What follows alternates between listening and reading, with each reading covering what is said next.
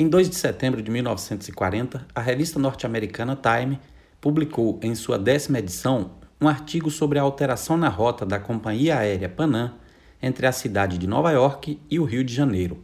Até então, o percurso de mais de 9.000 quilômetros durava 5 dias, por conta da escala e pernoites em cidades da costa nordestina. Os voos que saíam de Nova York passavam em San Juan, Porto Rico, Port Spain, em Trinidad e Tobago, ambas no Caribe, faziam sua primeira parada em território nacional, em Belém. Em seguida, percorriam as cidades de Fortaleza, Salvador, até chegar à capital do Rio de Janeiro. Muitas vezes ocorriam também paradas programadas em Natal, Recife e Maceió. A reportagem da Time informava que, em pouco tempo, a Panam passaria a usar seus novos Boeing Stratoliners num voo sobre as águas entre Miami e Belém, abandonando a parada noturna em Trinidad, descansando apenas durante a noite em San Juan, Porto Rico. A partir da chegada ao Brasil, as aeronaves modelo Douglas DC-35 assumiram os voos de Belém até o Rio de Janeiro, por um percurso novo, mais direto, de 2.430 milhas, que durava 9 horas, parando brevemente no meio do caminho no aeroporto localizado em uma área coberta por florestas no município de Barreiras, no oeste da Bahia. Assim, a antiga rota pelo litoral, comparada para pernoitar em Recife, foi abandonada.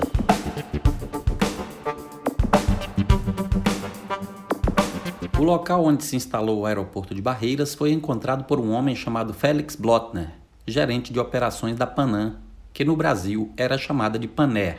Na época em que a viagem ainda era feita pelo litoral, ele sondou seus superiores sobre a possibilidade de uma nova rota aérea, com um inédito ponto de parada. Os chefes da Panam o autorizaram a procurar essa nova alternativa. Blotner, então, se preparou em 1931 e foi para o interior do país, de onde saiu com informações sobre o clima, topografia e a disposição dos nativos em participar da construção da nova estrutura. Em 1937, a Panam decidiu seguir a rota terrestre mapeada por uma expedição aérea enviada por Blotner anos atrás. O representante da Panam percebeu que havia chegado a hora de concretizar aquela ideia e enviou um engenheiro não aeronáutico a Barreiras para encontrar um campo de pouso que servisse para a escala entre Belém e o Rio de Janeiro. O engenheiro escolheu um local a cerca de 5 quilômetros da cidade e demarcou a área construindo uma pista de terra para que os engenheiros da Panam pudessem voar para lá para terminar o trabalho. Alguns dias depois, quando chegou à área demarcada, o grupo formado por engenheiros e técnicos da Panam descobriu que o engenheiro enviado anteriormente havia ignorado as características topográficas da área ao redor, em que existia um platô que se erguia a 300 metros. Em uma rápida avaliação, os engenheiros perceberam que as serras dificultavam o pouso dos aviões na parte baixa próxima da cidade, e que isso poderia levar a riscos para pousos e decolagens. Então, foram procurar outro local para construir o aeroporto. Eles não precisaram ir muito longe. Subindo a lateral íngreme e irregular da serra para dar uma olhada, os engenheiros da Panam ficaram surpresos ao encontrar uma superfície tão plana que precisava de pouco alisamento e um pouco de nivelamento para se tornar operacional. A reportagem conta ainda que, depois de construir uma estrada na lateral da serra, a Panam contratou 380 nativos, todos os que puderam ser encontrados e convencidos a trabalhar, para construir hangares e abrir na mata 2 pistas de pouco mais de 1.800 metros. Após muito trabalho, a construção foi concluída em 1940. Na época, tanto Felix Blotner quanto outros pilotos consideravam o aeroporto de Barreiras como o melhor campo de pouso do hemisfério ocidental. Segundo eles, o local seria uma excelente base potencial para aviões do Exército dos Estados Unidos, o que ocorreu pouco depois, já que estavam em plena Segunda Guerra Mundial.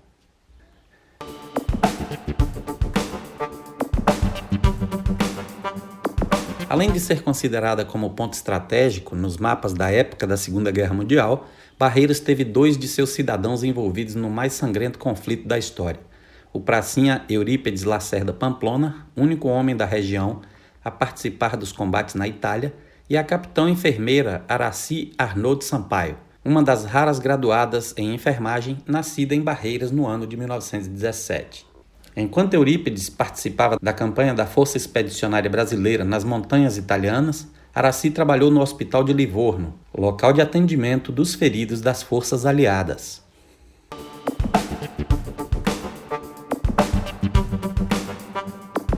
O aeroporto foi um dos muitos fatores responsáveis pelo crescimento da cidade de Barreiras, iniciado com a implantação da hidrelétrica construída por Dr. Geraldo Rocha em 1928.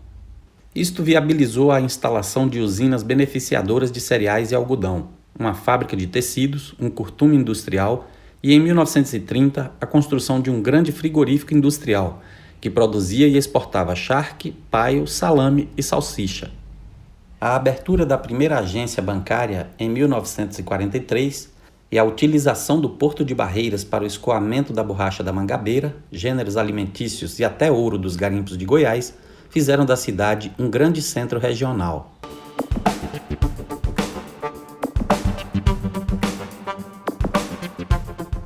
A inauguração de Brasília, em 20 de abril de 1960, fez com que Barreiras deixasse de ter relevância estratégica em relação ao transporte aéreo de cargas e passageiros. Na época, a cidade viveu um período de estagnação que resultou em um forte declínio econômico.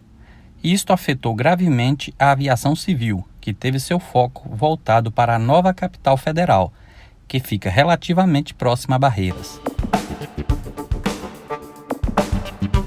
O desenvolvimento da região só ressurgiu nos anos 1980, com a chegada de imigrantes sulistas para cultivar as vastas extensões de terra e transformar o Oeste Baiano em um celeiro de produção agrícola reconhecido nacionalmente.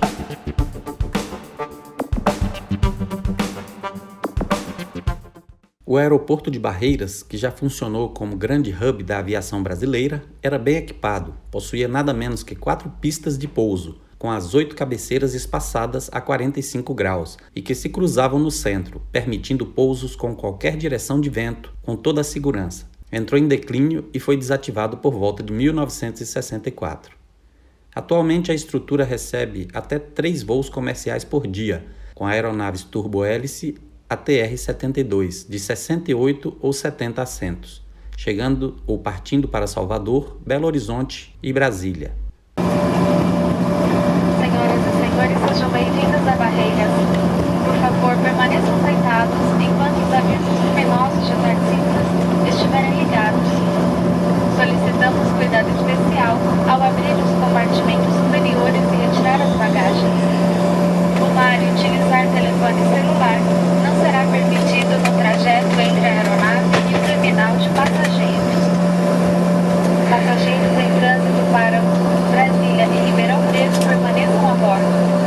Uma ampla reforma deve ocorrer ainda este ano, segundo fontes do governo do estado da Bahia, com um novo projeto exigido pela ANAC. O processo de requalificação contará com mudanças completas no terminal de passageiros e na pista de pouso e decolagem.